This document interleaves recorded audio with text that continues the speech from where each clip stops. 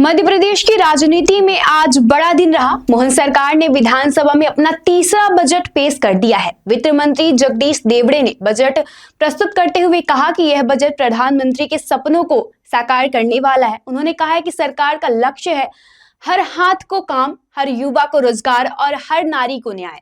उन्होंने कहा है कि यह बजट केवल आंकड़ों का दस्तावेज नहीं है, बल्कि सरकार की कथनी और कहानी का परिणाम है। पिछले बजट में 2 वादे किए गए थे, जिसमें कई पूरे भी किए जा चुके हैं। सबसे बड़ी घोषणाओं में 21,630 करोड़ रुपए का मुख्यमंत्री मजरा टोला सड़क योजना को मंजूरी दे दी गई है। इस योजना का उद्देश्य गांवों और छोटे छोटे टोलों को बेहतर सड़कों से जोड़ना है, ताकि ग्रामीण क्षेत्र में आवागमन आसान हो और विकास की रफ्तार बढ़े। इसके साथ ही ग्रामीण विकास को गति देने के लिए मुख्यमंत्री विद्यावन योजना शुरू की जा चुकी है। वहीं योजनाओं को कौशल प्रशिक्षण देने के लिए अहिल्याबाई कौशल विकास योजना भी लागू कर दी गई है। किसानों के लिए भी बजट में बड़ी सौगात दी गई है। वित्त मंत्री ने बताया है कि 3,000 करोड़ रुपए की लागत से किसानों को 1 लाख सोलर पंप उपलब्ध कराए जाएंगे, जिससे किसानों को सस्ती और स्थानीय ऊर्जा मिलेगी। वहीं सिंचाई के लिए लागत घटेगी और बिजली पर निर्भरता कम होगी। इसके अलावा किसान परिवहन को केंद्र सरकार की प्रधानमंत्री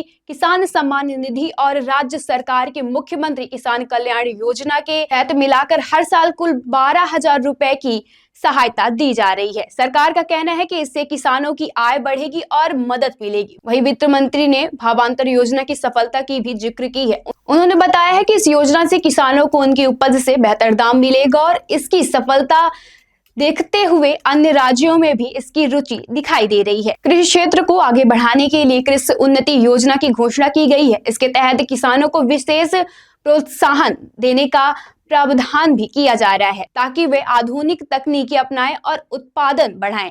जैविक और प्राकृतिक खेती को बढ़ावा देने के लिए भी सरकार सक्रिय है। प्रदेश में 21,42,000 हेक्टेयर क्षेत्र जैविक और प्राकृतिक खेती के लिए पंजीकृत किया गया है। सरकार का मानना है कि इससे मिट्टी की सेहत सुधरेगी और उत्पादन की गुणवत्ता बढ़ेगी और किसानों को बेहतर बाजार मिलेगा। कुल मिलाकर यह बजट किसानों, महिलाओं और युवाओं और ग्रामीण विकास पर केंद्रित नजर आ रहा है। सरकार ने साफ कर दिया है कि इसका उद्देश्य योजनाओं का लाभ अंतिम व्यक्ति तक पहुंचाना है और प्रदेश को आत्मनिर्भर और समृद्ध बनाना है। अब यही देखना होगा कि इन घोषणाओं का जमीन स्तर पर कितना असर दिखाई देता है। लेकिन फिलहाल बजट ने विकास और रोजगार को लेकर बड़ा संदेश देने की कोशिश की है।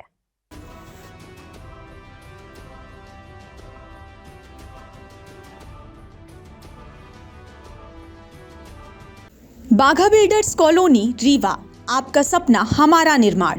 अब आपके शहर रीवा में सर्व फैसिलिटी युक्त government TNCP approved diverted plots उपलब्ध हैं। यहां आपको मिलेगा सुरक्षित एंट्री गेट और बाउंड्री वॉल, चौड़ी सड़कें, हरा भरा गार्डन और ओपन स्पेस, विद्युत ट्रांसफार्मर और पक्की नाली व्यवस्था, ओवरहेड वाटर टंकी और आधुनिक सुविधाएं। संपूर्ण कॉलोनी में हर प्लॉट सुविधाओं और सुरक्षा के साथ तैयार है।